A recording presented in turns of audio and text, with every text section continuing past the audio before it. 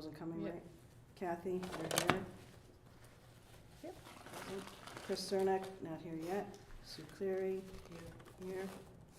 Stacy, what did she say? She said she was joining via Zoom. Okay. Maston, Here. thank you for coming. Anna is here. Christine, she's on Zoom. Yep. Adrian's on Zoom. Yep. Isabella is on Zoom. Yep. Steve is on Zoom. Kristen is on Zoom. Yep. Okay. Great. Okay, so the first item on the agenda is approval of the minutes from the September 17th board meeting. I need a motion to approve the minutes. Motion. Thank you. And a second? Second. All in favor say aye. Aye. Opposed? Motion is carried. And the next item is the strategic planning, and as I think most of you probably know, we've been having quite a few meetings, lengthy meetings, on the, luckily a couple of us are retired, on the strategic planning and design presentation. So Diane's gonna talk about that, just so everybody has an idea of what's been going on with that and what we're looking at in the next month or two. Mm-hmm. Great.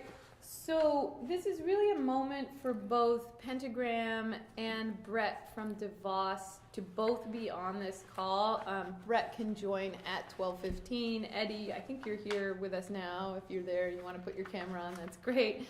So a moment for them to just update the full board very briefly on where they are in process and focus for a moment on the audience rollout and how it ties into our brand rollout. We've done a lot of stakeholder interviews, surveys. All of you have provided feedback on who should we be focusing on, how do we speak to them, how do we reach them. And I feel confident that our brand rollout is adjusting to all of this, but in our strategic plan, it was also interesting, we learned very clearly that we are not reaching the people in the capital region already. Like, a pretty small percentage of potential arts-going folks, and we're reaching, I don't know the exact percentage, but it was shockingly low. So we are definitely going to be focused on the capital region first, and it's important that all of our branding decisions, you know, are in line with that strategy and that everybody's on the same page. And I also just want to create a moment in the board before we dug into many other things for board members to ask any questions they may have, with everybody in the room. So with that, Eddie, I might just pass the mic to you. And you should be able to screen share as well. I think Andrea was throwing together something, but if you need to do that, it should be as easy as just feel free to go ahead for it. Yes, one moment, everyone. Let me just do this particular test. Yes. Can Looks everybody great. see Yep. the screen at this moment in time? Mm-hmm. Wonderful. Well, again, good afternoon, everyone. And this is a very quick summary today in regards to us activating the egg brand. We have broken up this particular short presentation into three areas. Very quickly, we'll talk about an interim identity. This is prior to us revealing the true identity of the egg. And then we're going to go into certain launch items for the visual identity for specific social media channels, web items, posters, etc. And also activation items for external and internal usage at the egg physically, so brand experiential items. And then at the end, there's just a short summary of what you see. All right? Okay. So let's start off with the interim identity. The idea here is to just demonstrate the old logo and the aspects of our departure from that. We are, for the interim, really simplifying the overarching aspect of what the egg is and what it really stands for. So we're really just looking at that sort of modernist, neutral element, very approachable for all walks of life, all public and the emerging audience that is going to be at the egg. And so this will act as a temporary word mark until we actually present the actual new mark itself. And the symbolism behind that and the execution behind that. So we just wanted to let you know that that is in the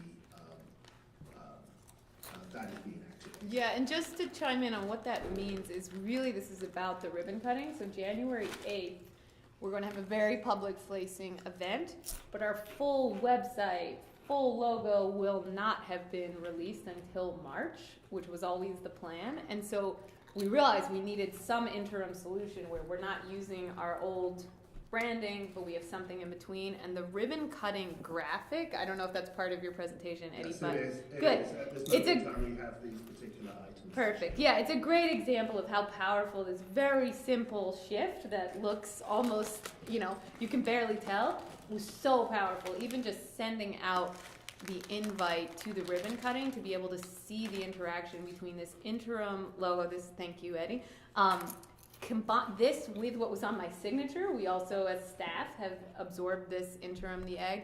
It's just so powerful. It jumps off the page in a way that our branding materials have never done. So it was exciting to see it rolled out.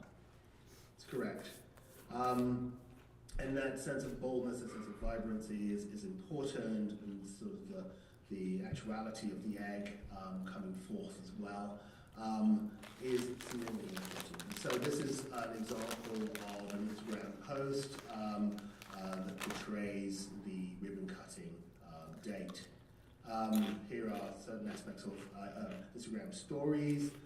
We potentially may animate part of these as well, if and where necessary. We also wanted to make sure that we had a web graphic to sort of display, utilize for the overarching team that is going to be marketing and communicating this. And with the website, basically on the next part of the agenda, I'm going to jump right in. This is exceedingly temporary. This is a temporary landing page. It is exceedingly low res in regards to the imagery. We will purchase this imagery. As you can see, the sort of watermark is right there for Shutterstock. But we want to make sure that we're buying the new branding to this. It is interim. It really does have this aspect of anticipation of what's to come, and it's really clear that the egg is open for business. So the aspect of buying tickets and entering the site is still there. And then on to other further aspects on our visual identity itself. We wanted to have created this transitional animation that would actually work from the silhouette of the egg as it stands architecturally to the graphic form of the egg, so that people do really realize, from this side profile silhouette, that it is the shape of an egg. And thus that really does capture what's to come, and I think it's really quite fun and exciting to see. Yeah, I love this One one. more time. So good. And then with that, the social media push. We believe that it's exceedingly important to demonstrate and portray the egg in this new light on social media. And we have sort of set up a very smart template that can be considered very responsive based upon the context that it's portraying, specific events coming through, the aspects of messaging from a potentially humorous side, but also engaging and political side. It's not easy being concrete, as you can see. Our neighbours are all such squares. So defining us as the egg in a differentiated way and also an intriguing way to sort of push forward and also continue over the course of time with this type of tone of voice where, if and where possible.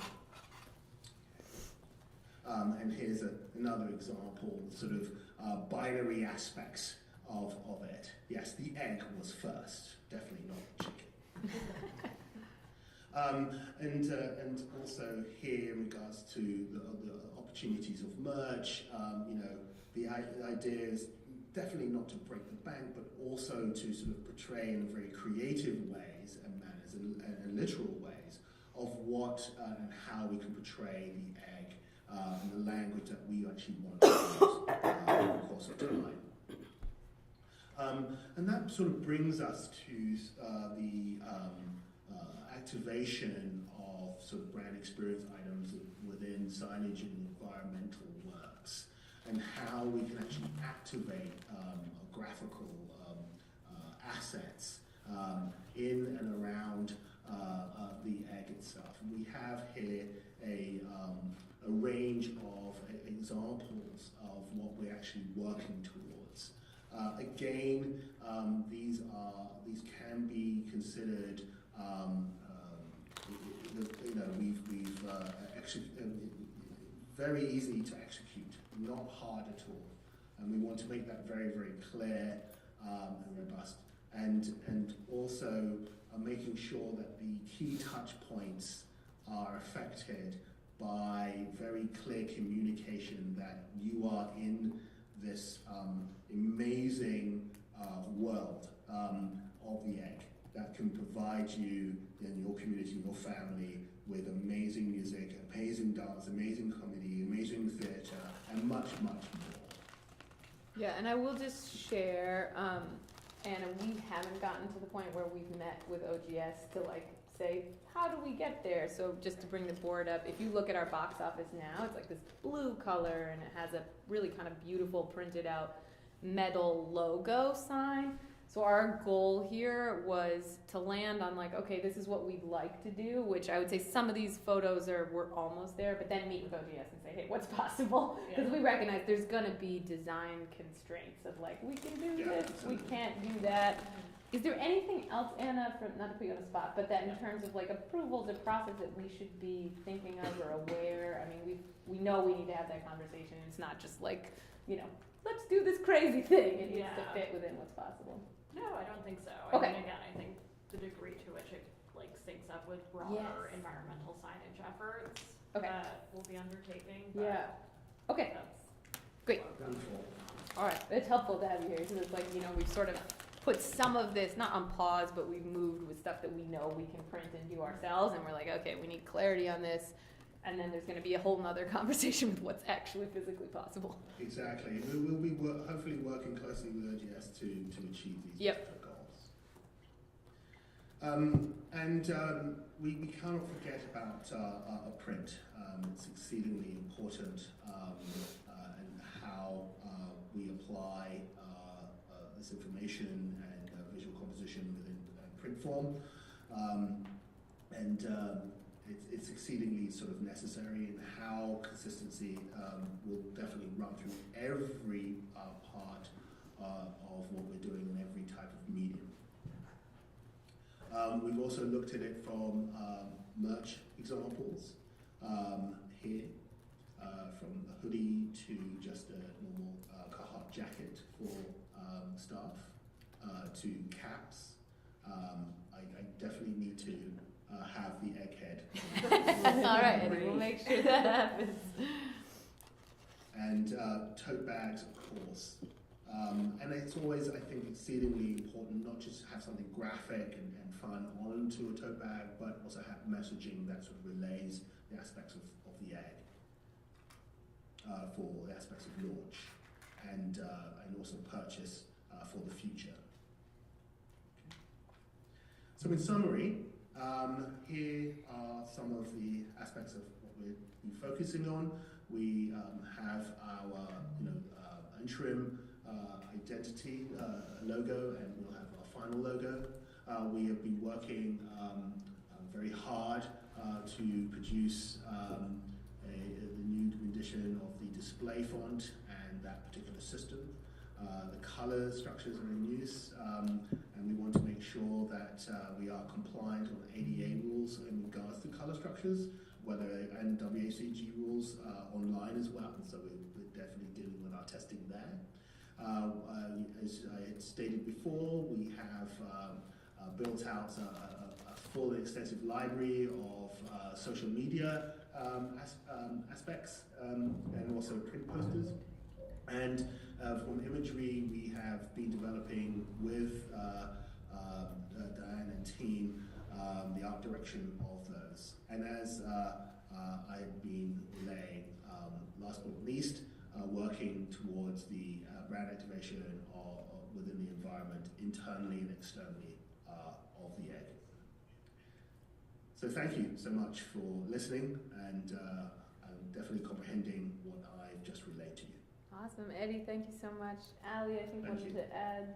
Yeah, just Comment? one other comment as we've been developing our work with Pentagram, something that we discussed, after some of the previous meetings we had with the board and with the staff, is ways to incorporate the new logo eventually when we get there in March, and then the new typeface with images of the building. So we understand that the building itself is a very beloved image.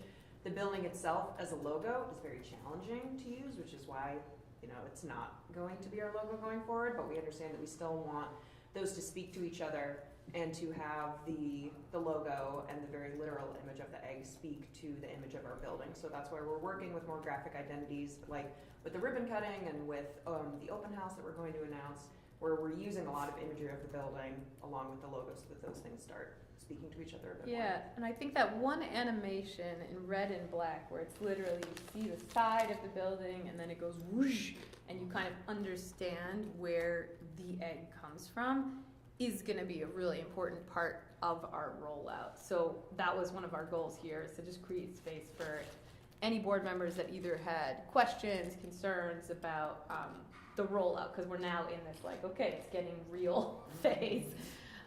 So are there any questions for Eddie? And I know that Brett has also joined, so we'll move quickly to him to give a presentation. But any questions on Eddie? Otherwise, I'll hand the mic to you, Brett. I don't have a question for Eddie, I have a quick question, Diane, for you. Yep. Ellie. Is there any restrictions from the artists if we were to take the print posters that we use to advertise our show and sell them as part of merch? That's a really good question. It depends. So sometimes you can print something with this was our season, here's a list of all the artists who performed. If you start using here's a specific picture of an artist, that's where it gets sticky. So I would say there's a fine line. It's not off the table, but it's also not totally on the table, if that makes sense. Okay. But it's a good. They're so cool. Yeah, it's They're a good. very cool, and I just think a lot of people who are going to go see a show a big name like Trisha Yearwood. Yeah. And they can buy the advertising poster for $15-20. I think there's a market for that. Yeah, that's interesting. Yeah, it's a good question. And certainly we often see artists make specific merch for our shows with the egg, which they do not do for most venues. So it's clear that we're artistically inspiring. I would say we haven't capitalized on that ourselves, Yeah. but it's not off the table. We just have to be careful on how we do it. It's a good idea. Any other questions, Matt? I was just going to say, so the egg design, so clearly, I think does, as you pointed out, great job with connecting it with the building, especially that image of the transition. But how about, for those that are brand new, probably younger people Yeah. or what have you, that don't even know what the egg is. Yes. They're like, cool building and whatever, but have no idea. Yep. So its connection to theater. So, I don't know, just some thought No. to go out there. So when you look at it, you can kind of understand. Yep. No, that's such a good question. And it's one of the reasons, actually, and Eddie can speak to this more eloquently than me, but it's one of the reasons that they actually landed on the logo being as simple as an egg instead of being completely reliant on the building. Because when they did their testing and they showed a side picture of the egg, if you don't know what it is, you're like, that's a spaceship, it's a UFO, it's whatever, it's a teacup. But when you do the egg, it makes sense. You know what an egg is, and you know that we're called the egg, and then it does become our job. And what we're working on right now is actually a tagline, which we've never had before, but we're working with a verbal identity woman named Fern, who's amazing, and she's gonna help us be able to answer that. Because I myself, you know, it's like, what do you say when you're on the board and somebody's like, the what? You're like, the egg. It's a blah. Right. So we don't have that yet, but Eddie, I don't know if I missed anything, and I am just mindful of time, but. No, you didn't. Okay. I think it's actually not even, if you look at it from the stretch of what New York colloquially is termed as the Big Apple, and how Apple, to a certain degree, That's a good symbolizes example. aspect of New York, is there. But then, with that being said, it's a derivative of I Heart New York and symbolism there. So in a way, it has this amazing approach to visualizing placemaking, at the same time sort of injecting a new and more dynamic idea of what the egg is, and really clarifies what the egg is. It does it all. Yeah. But we need that tagline. And I was gonna say, there was a really cool, creative, simple tagline. That would be. Yeah. That would be so helpful. Yeah. Yes, we will deploy once we design that. All right. Any other questions? And we're almost at 12:30. I know Brett has a limited window, so we do want to jump to that. But Eddie, if you want to hang on, I wanted to have this magical moment with both Pentagram and DeVos. So Brett, Absolutely. welcome. If you could just bring us up to speed, great, about where you are, and then again with this focus on audience and how we make sure that we're speaking to our long time, right here, Capital Region audience that we know we need to do a better job of reaching more directly, and also reaching someone who's maybe never heard of us, right? And it's like, what is the egg? I know I eat them for breakfast, but didn't know it was a strange building in Albany. So Brett, without further ado, the floor is yours. Oh no, you're muted, but you're probably saying brilliant things, I'm sure. There Yes, you go. I said all the brilliant things I'm going to say today while I'm muted. Yeah, it's a pleasure to be here, and it's hard to follow Eddie's slides because we still use PowerPoint, and you'll just have to bear with me. Our slides don't look a fraction as good as Eddie's, but hopefully you'll find the content enriching. It's a pleasure to be with all of you. I think I've met a good portion of you, but not everybody. I'm Brett Egan. I'm the president of the DeVos Institute of Arts and Nonprofit Management. We have the great pleasure of doing this important, difficult, but inspiring work with Diane and Mary and the team. And I'm here to share with you a little bit about the process and some of the major things that are coming up in the process, and then I'll try to leave a little time for your questions, although I'm sorry, have a hard stop at 12:50. I apologize. We're in a 6-phase process. We are currently in the 4th phase. And I'm going to explain to you a little bit about these 6 phases now, but not a lot. And I think I've shared some of this with most of you, if not all of you. We began our process by looking at the current mission statement of founding legislation, not to drive everyone mad with a game of wordsmithing, but to say, where is the brain of the organization today in terms of what it has said to itself and to the public? This is the standard by which we want to be judged. This is the standard of success that our forebears have set out. This is the charge that we continue. How well does this relate to the present and future of EGG as a contract, as a statement that expresses who, what, and where we will serve? And we asked many of you that question. We asked the staff that question. We asked people outside of the EGG world that question.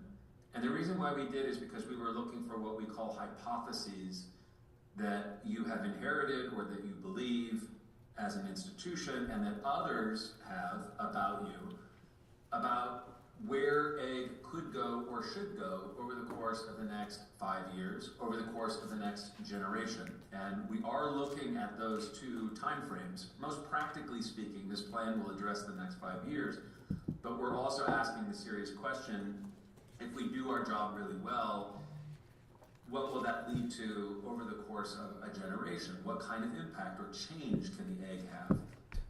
We then take those hypotheses and we test them through through two analyses. The first is what we call an environmental analysis, which is what it sounds like. We look at the hyperlocal Plaza, Albany environment. We look at the capital region.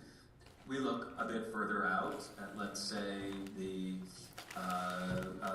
northern expanse up to Syracuse and Rochester, and the southern expanse down to New York City, and the eastern expanse out to Boston, and the western expanse out to Chicago. And we say, where is Egg today in that environment? What makes it unique? What makes it different? What does it have that others don't have? What do other ecologies have that the Albany ecology doesn't have? Is there an opportunity that Egg might have to expand the work that it does? Are there pressures that the environment is putting on Egg that might suggest that Egg actually contracts some of the work that it does? Internally, what's going on? Where do we have a great position today? Where do we need to strengthen? And this ultimately leads us to what we think of as a strategic direction, which is sort of a thesis about the future.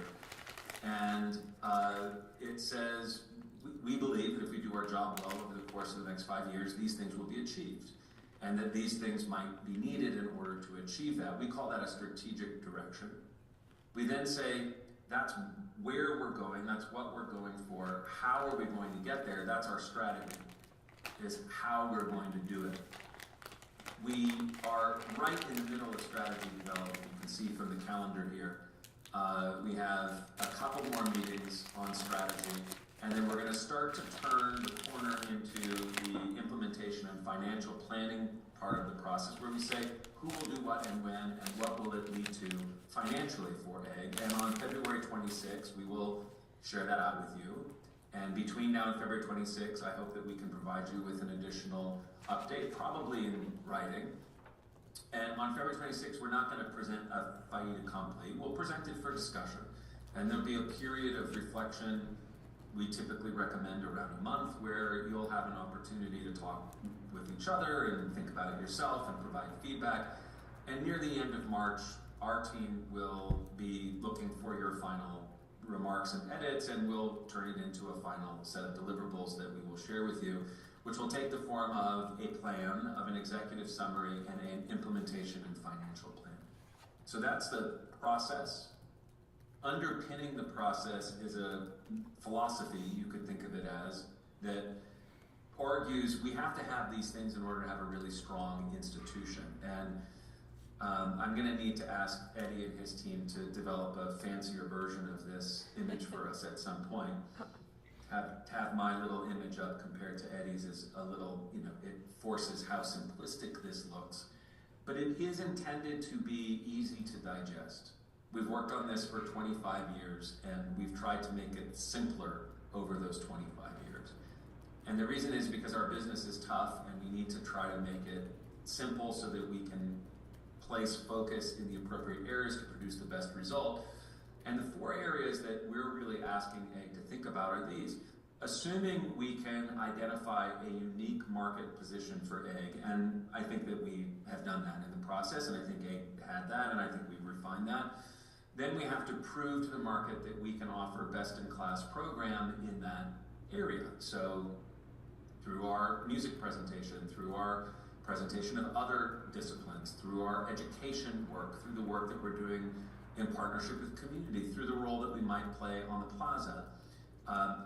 We're working with Diane and the team to put together a 5-year vision for what programs in each of these lines of business would look like. And the sort of standard that we're holding that to is we want this to be seen by, at the very least, the capital region as really unique. We want it to be seen as a type of experience and maybe a type of artist that you're not going to find at Palace or Proctor's or at Music Hall. Yeah, there might be some overlap, and the further out we get geographically, some overlap is okay, but we really do want to say, when you come to Egg, you're going to see an artist, you're going to encounter an artist in a setting with a type of ritual that surrounds the performance that's really different than you're going to find in these other places. So we're spending quite a bit of time on that discussion. We're also talking a lot about marketing and how we get people to pay attention to that. And as Diane mentioned, I think you put it very well, Diane, we're spending a lot of time thinking about how do we deepen relationships with what we might call our core or natural audience, who's very loyal to egg, and we don't want to alienate them, and we want them to know that they're loved, and we want them to come back, and we want them to buy more, and we want them to bring their friends, and we're very happy to have that audience, and we want to preserve that, and we want to actually grow that. But at the same time, we also want to be looking for two other groups. The first group, I call them inclined non-attenders. Those are people who should be coming, but who are not coming. They're going to Palace or Proctor's or Troy Music Hall or MPAC or they're culturally literate, well-educated people who live in Albany or the Capital Region and are friends of yours who are just not yet coming to the egg. They should be coming, but they're not coming. I'll call them inclined non-attenders. That's step 2. And then step 3 is what I would call initiates. People who have never been to the egg, may not think of themselves as arts people, and we want to develop a relationship with them over time and bring them in. For marketing purposes, that's the hardest group, it's the most expensive group, it's the longest term group to attract, but it's also in many cases very mission driven. So we're really looking at that group and we're saying, we believe it's important that these people know that they are welcome and should find a home here, but we also understand there are barriers in some cases that are perceived and real to getting those people here, whether there's socioeconomic or perception of whether or not I belong there or whether or not that art represents me. So that group is absolutely within sight and is something we're focusing on. But we're not looking to trade audience B for audience A. We're looking to grow both audience A and audience B. All right, and Brett, thank you. I am looking at time. We do have a lot Yeah. more to get through, but with that, are there any questions from the board? I do think, again, audience, brand rollout are the key things out of this takeaway that I wanted to carve out time for. Any questions for either Brett or Eddie, how both the brand rollout and our audience research and strategic planning are working together? No, we're good? Great. Brett, was there anything else you want to make sure we get out? Otherwise, we might just move on to the next agenda item. I'm happy to give you back the time. That's no problem. All right. Whatever you prefer. All right. I think that's great. We've gotten a good update, and we can go ahead. Brett, Eddie, and team, y'all can hop off, and we'll get back to it. But thank you so much. It's exciting to be All right. at Thanks, this guys. point. All right. Thanks, everybody. Thank you so much. Thank you. Have a nice afternoon. Take care. Thanks. Great. Okay, so next up we're gonna dig into the finance report. Ava will do a screen share now. For those of you who have printouts in front of you, here it is. This is a P&L, profit versus loss. Really, the exciting news is that we're doing great. If you scroll all the way down or looked at the end of your document, you can see our net income. We had budgeted to be at $42,000 to the good at this point in the fiscal year. We're at $147,000 to the good, which is great. So we have $105,000 surplus. Now, don't get too excited about this number. By the end of the fiscal year, this number will certainly shift. What's incredibly unique about our fiscal year is we have been closed for 6 months. January and February, we are doing some rentals, state of the state, with the governor being our super exciting one that is now public knowledge. So that'll be January 13th. So we have our ribbon cutting January 8th. That happens January 13th. So January and February will just be additional income. March is when we start having our own Egg Presents, where we really start incurring artist fee costs and, ticket sales start factoring in more. But I anticipate we will close out, if all goes as projected, with a surplus. It just may not be this large. But it's, really exciting to ground us in that place. So now going back line by line, our ticket revenue, again, it's a little bit of a wonky year because we've been dark since July, but happy to report we're $34,000 over where we wanted to be. Same with rental income, where both of those lines are up. When you go down to contracted and rental services, just to orient us, a lot of these are, guesses. How much merch are we gonna sell on artist sales commission? Concessions, right? We always try to guesstimate. We are using these actuals to inform our next budget, which Kira and I are currently working on, so it's really helpful to have some reality checks, but overall, you know, not too concerned about any of the discrepancies here.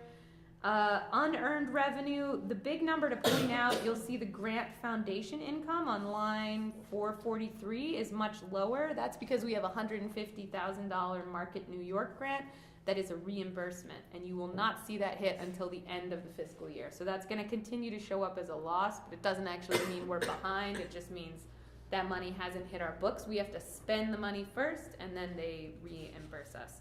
So overall, pretty happy. It's been so interesting. These numbers actually don't reflect our membership boost. So since we have announced Trisha Yearwood, I'm trying to think the other one that drove a ton of memberships. I think it was Nitty Gritty Dirt Band. Yeah. It's a good reminder of like we can do as much song and dance as we want about you should be a member, and it kind of works. But the thing that actually drives membership time and time again is there is a big name, you want to be able to buy seats before anybody else, and that's why you become a member.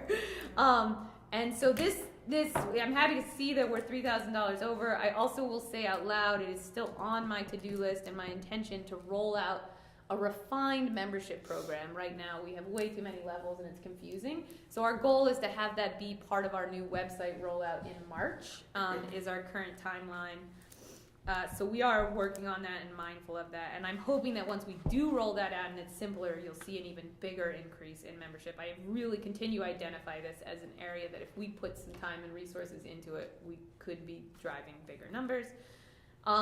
Interest, that number will go up once we do the investment. We're currently waiting actually on the procurement funds to come over from OGS side that you all approved the purchase of some consoles, so that's why we haven't made that investment yet. Full-time salaries, you'll see we're a little under. That's due to some staff changes. Part-time salary is, about what we predicted. It's a little bit over actually because our admin person who was interim was hourly. So that was an unanticipated cost. So you'll see that $12,000 variance on the part-time salary line. That is now going to be adjusted. We now have Ava in that role, so that will even out.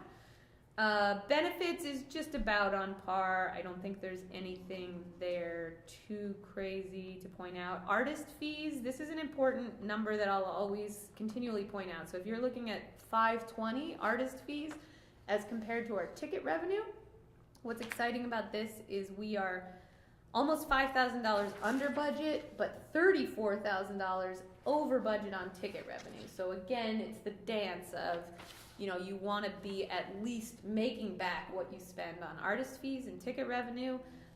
Thrilled to say that we're even seeing a bit of, we're making money, which is hard to do. We won't be able to keep that forever. One of the things Kira and I are working on as we commit to more regular free programming is having a budget line that's like, here's what we're going to spend on community free programming that we never anticipate making ticket sales on, because it's sort of, that's an important number to be able to pull out and really keep ourselves accountable to as well, as we spent this much on activations for our open houses, family circle programming.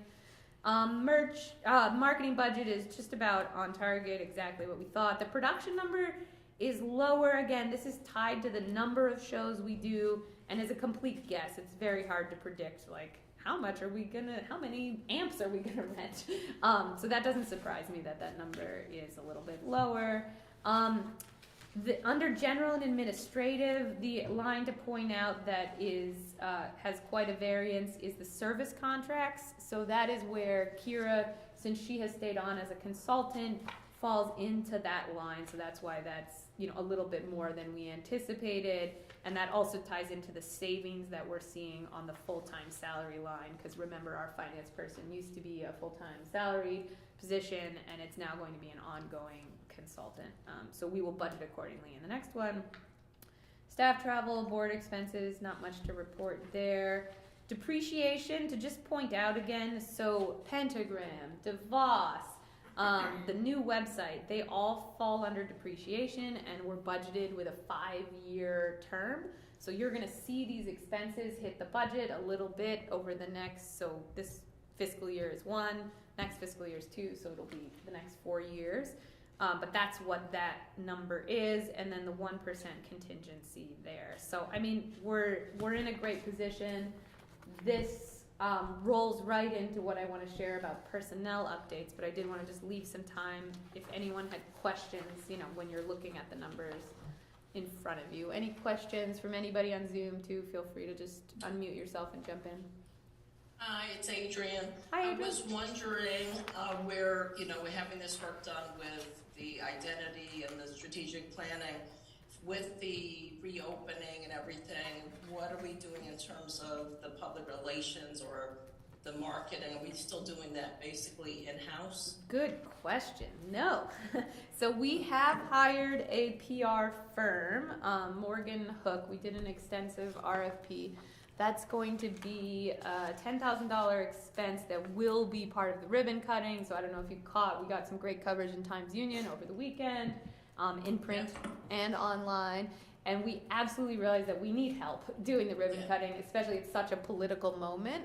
Morgan has a lot of experience in the Albany area, so he's been instrumental working very closely with Allie and I. In terms of marketing and artist fee expenses, how I budgeted for that was I gave myself some extra money in March, knowing that we would be doing some events.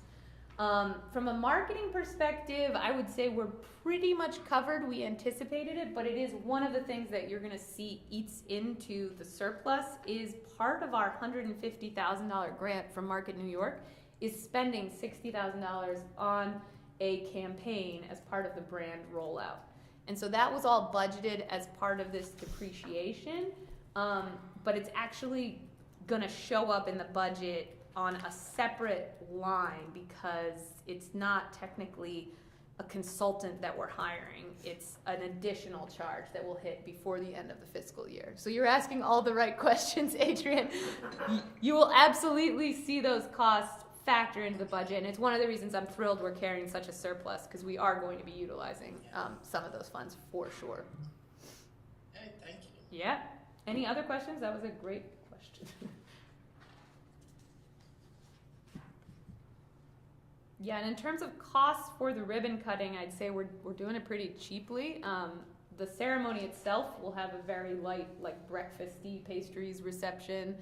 Our other costs are pretty much staffing costs, and then the reception at night is going to be, a cash bar. You pay what you want. We're going to have a DJ, but there aren't massive, it's not like we booked some huge artist to be part of it, and I'm thrilled to report we're almost at 600 RSVPs for the free reception. So our vision of people are just going to want to come because it's an exciting moment is already proving true. We're seeing a lot of engagement on social media and amazing engagement on our free to RSVP. So that's been great. But Adrian, to your point, there are definitely also, I anticipate, going to be costs in printing. I'm hoping the signage shop can help us with some of them, but there may be things that we're going to have to shoulder the cost of some of the signage work and wayfinding, which Pentagram has incredible experience doing, so we want to lean on their expertise when we can. But that may also show up as an expense that hits the contingency line. Any other questions? I mean, I'm happy to move on to personnel, which also does tie into this. So if you keep your budget versus actuals up, I can sort of talk you through where we are, but I don't want to rush through that in case anyone else has, and I know we ran through this at the executive committee level. It's the same document that you all saw. Great, okay, so thrilled to share that we have Ava. After quite an extensive search, she started December 1st. This is really a key position that will increase productivity, team morale across the board. I know Emilio and I both almost cried on the day that she said yes, we were so happy.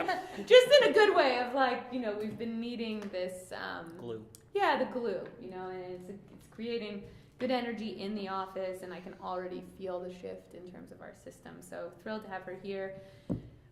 Thrilled to share that Kira, we have confirmed her role as an ongoing consultant, so she will stay on in a monthly service contract. We have a signed agreement as finance manager. We have an active search for a part-time finance associate who will report to Emilio and work very closely with Kira. So that is what our finance and bookkeeping office will look like. which is a departure from what it used to look like, and I feel confident this is what we have to do to be successful in this department. So I'm thrilled to have this much clarity. I'm also happy to report we've had a lot of strong candidates apply for the finance associate, so I think our hourly rate was in the correct ballpark, and the flexibility to work hybrid. So you absolutely do have to be able to come into the office a few days a week, but not forcing people to be in an office 9 to 5. It's just day and night in terms of the type of applicants we get. So that's a good lesson for us to continue, learning and just the shift in the workplace. So the other thing I wanted to share is that we have added a new consultant position, artistic programming manager. This has really come out of the strategic planning of identifying that for us to be able to continue to do A-level programming, B-level programming, and C-level programming, as defined as A-level is your, wow, that's crazy, what are they doing programming, that hopefully grabs the front lines, really changes the way we do business. Great. B-level programming is Trisha Yearwood. It is Iron and Wine, who we just announced at 12 p.m. today. That is so important to our core business model. We absolutely have to continue to do that. Now, I come from a big background in that world, can absolutely do that. It has become clear that we could do so much more if we have someone doing that work. It's a daily practice. You're calling agents, you're wheeling and dealing, and I'm just super excited to essentially add this as a consultant role from now through the end of the fiscal year, and then we are hoping to be able to add it as a full-time position. Depending on how budget let me just say that, that'd be great. Diane and I have talked, and, some of the executive committee members, that, the idea would be to come up with a plan, working with the recommendations that that DeVos has had, and come up with a plan in order to do this, we need this number of people. And so, and if any of you on the phone have questions, please jump in. But to present a comprehensive plan so that it's not like, in January it turns out we need a marketing personnel, but wait, then in March we need another consultant. So to have a comprehensive plan, because if we're going to go back to budget and ask for money in the next budget cycle, we're going to need some more comprehensive plan. So I didn't want anyone to think we were just kind of willy-nilly going out and saying, I think we need this person today. And as Diane mentioned, we did hire Morgan Hook as a consultant to help us with the PR aspects to it. A lot of you probably know Morgan. He's terrific, and I think he'll be a big help to us. So. Yeah, thank you for that context. That is important, and I'll say what our budget looks like now, and Kira can also speak to this, is essentially we have a wish list of here are the positions that we would love to add, and we're going to have to come up with a pragmatic plan of, okay, our budget can support this one in this fiscal year. We add these next two positions in this, so it'll be this very structured growth that's responsible and not just poof, but it's exciting to have the support of a strategic plan point so clearly to this is what we need in order to grow and be successful. So this will be exciting to have Ben working with us in a consultant perspective so we can learn, and then that will also inform how we approach the full-time posting, and we'll do a public posting for that, budget dependent. We also have an active search for box office associate. I would say the big learning there was the hourly rate. We were posting an hourly rate that was way too low. And it's a continual learning. If you're going to ask someone to show up and work a 4-hour shift randomly every once in a while, you can't necessarily pay them rock bottom and expect anyone to apply or show up. So we're learning that and, adjusting accordingly. Ribbon cutting. I just wanted to personally invite all of you, make sure everybody understood what was happening on that day. So on January 8th, 10:30 a.m., doors open. Please come at 10:30 if you can. We will be literally cutting a ribbon at 11 a.m. We have a lot of elected officials who have already confirmed their attendance. They will also be speaking. I will be speaking. Mary will be speaking. Lots of press will be there. We are going to cut an actual ribbon. Afterwards, we are going to clink teacups and eat pastries, and then everybody goes home. 6 to 8 p.m. is a public, free, open reception. Again, a chance to walk the space. We'll have a DJ in the lobby. We'll have a slideshow going on in the Swire. We're going to have aerialists hanging from the rafters on the main stage. crazy lights going, really just a chance to show off our space. We've been really digging into our core messaging, which is New York, your egg is ready, and you're invited. And that you're invited part is really important, building these bridges to folks who maybe never walked in our doors and have lived in the shadow of the egg, right? And I know we have been working on this in many ways, so this moment is our chance to tell that story. So hope you can all come to both. Let me know if you have any questions. Please RSVP to Ava. Again, if there's anyone in your network that you're like, man, they should be at the private reception, happy to add them. Thank you, Mary, for sending a few names. But the goal at this private ceremony is, again, to get government officials, stakeholders, board members, and donors and press there, but also your friends and the people you're excited about telling the story of. I sit on the board of the egg, and we're in a moment of transformation. So any questions about that? And I'm looking at time too. I know we've got only 2 minutes, but I just want to make sure that was clear to everybody. I know there's been a lot of emails flying around about it, but that all makes sense. Great. And projection mapping proposals. So in your packet, and I know I've emailed this out to the full board. Thank you, Ava, for sharing this on Zoom. So this is this vision that I have had, I think even maybe in my first interview, Mary, I believe I was talking about this, of the incredible opportunity that we have with our unique architecture to become a living, breathing, moving piece of art for the whole world to see. We are uniquely positioned, especially because we exist within the plaza and we don't have lots of residential neighbors, to actually pull this off. And we have gone so far as to meet with a few different consultants, one of whom is Luna Festival. So if you look on, I don't know what page, it's page 3, but our advisors, so Luna Festival in Binghamton and Lumen and Forge is a technical company. So we have spoken with both of them to make sure that our numbers and our vision of this are in the realm of possibility. And I will say for myself, I've been pretty like, wow, the costs are not cheap, but it's worth it. This is content that stops you in your tracks. You could see from anywhere. So we have officially submitted this proposal to both ESD, which is the Empire State Development, as well as to OGS. We had a great meeting with Anna and Commissioner Moy, where we spoke about it. I would say there is excitement around it. The capital expenditure, so the total startup cost, which is here listed at around $7 million, seems like there is potentially a path for that. And the annual operating cost is the trickier number, so we're doing some creative thinking to figure this out. Because there really are, you don't want to just have the equipment and then not have the money to run it.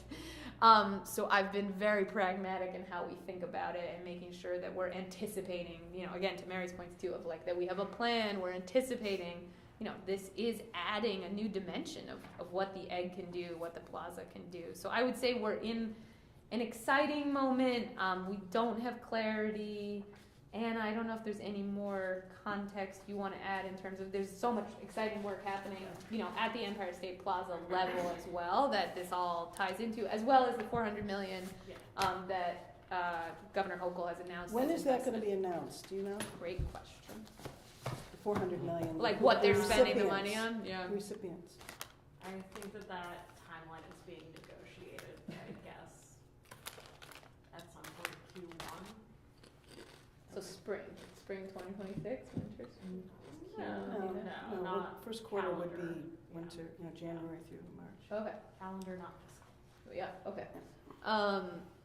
Yeah, it's a good question, and I feel like this is, I think most of you know, but I'm a co-chair of the Art and Culture Committee for incoming Mayor Dorcia Clears, which is really exciting work. And there's a lot of excitement, at the city level of that level of investment and making sure that everyone's working together and thinking about what are the things that we should be investing in. And it felt really important that at the very least we put this on the table. And I'm thrilled to report that we have gotten positive feedback. Now that by no means it's a done deal, but Yeah, Anna, I'm sorry if I interrupted you. Were you going to say something about OGS? no. Yeah. Okay. It's very exciting. I Well- love the idea Cool. of the projection mapping. Yeah, it is exciting to kind of see the possibilities. Yeah, I'd just like to second that as well. Okay. I think, given the location, the visibility, absolutely everything, that I think it's such a great idea. I just hope that it can be done. You Yes. know? So do we. So we'll see. Yeah, and I think I feel as strongly as, it warms my heart to hear you both say that, but I really do think that the incredible benefits of like the natural buzz it would build for the egg, it's hard to quantify what that will look like in numbers, right? If you're projecting a budget of who's covering those $3 million annual costs, how much does that mean in ticket revenue? Not the easiest thing to quantify, but I am so confident in it as a concept that if there is a path forward, I will absolutely strongly advocate for it in the most creative way possible. So, you'll hear from me on it. But I great. have a question. Do you see Please. the content, excuse me, do you see the content that would be there to be exclusively egg related, or would you see it as something that's more shared with the city in terms of its uses? That's a great question and something that actually came up in our meeting with Commissioner Moy. So the content, how we have spec'd it out is 4 commissions a year. So for this type of work, it's not like you can just buy something that's happened somewhere else. It's purely created for us. It's 3D printed, mapped specifically to every centimeter of our building. So we would be commissioning artists to create new work. Now the curatorial vision, right? What is that content? What's the artistic voice behind it? I feel strongly needs to be guided by the Egg as a performing arts institution. But that being said, I think there's absolutely an opportunity for involvement from OGS, from the city, other partners, as long as we are really holding near and dear the artistic vision for it, because I think for this to work, it needs to feel purely artistic, to have it speak in the way we need it to. But no, it's a great question. And the other part of this that we've been playing with is, so what you're looking at right now on the screen with trippy mushrooms is an example of very 3D projection mapping moving. There's another version of this called 2D, which is very simple. It's Dionne Warwick playing the Egg on June whatever, right? And it's literally just text. So you're almost a billboard, which is where that slippery slope is gonna come up, Steve, of like, we don't want to be just a billboard, and we don't want to be like, here's one more place where you're getting advertised to. But there is also a world where you can do simpler, less expensive activations. And one of the things we've contemplated in the annual operating costs is someone who would be able to, yeah, you can see it right here. So the 2D digital content creation is obviously much less expensive than the 3D digital content creation.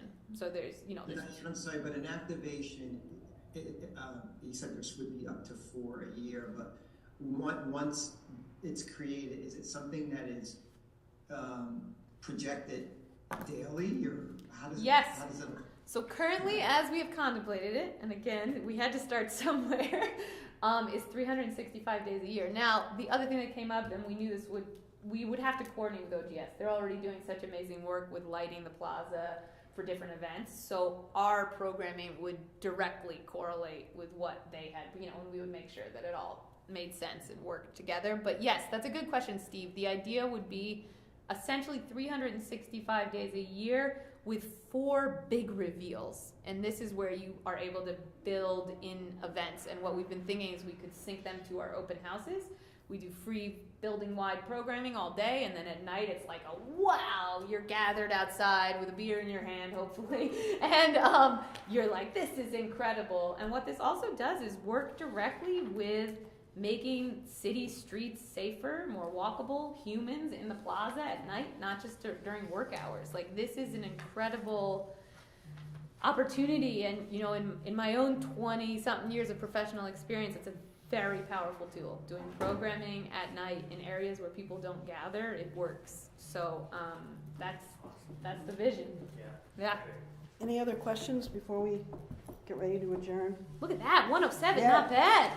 Any other new business or questions anyone on the phone has? We're gonna go into executive session, so I'm gonna ask for a motion to adjourn the regular meeting. A motion to adjourn, someone? Motion. Second? Okay, second. All in favor, say aye. Aye. Opposed? Nay. Motion is carried. All right. Thank you. Thank you, everybody. And Kira, you can drop off.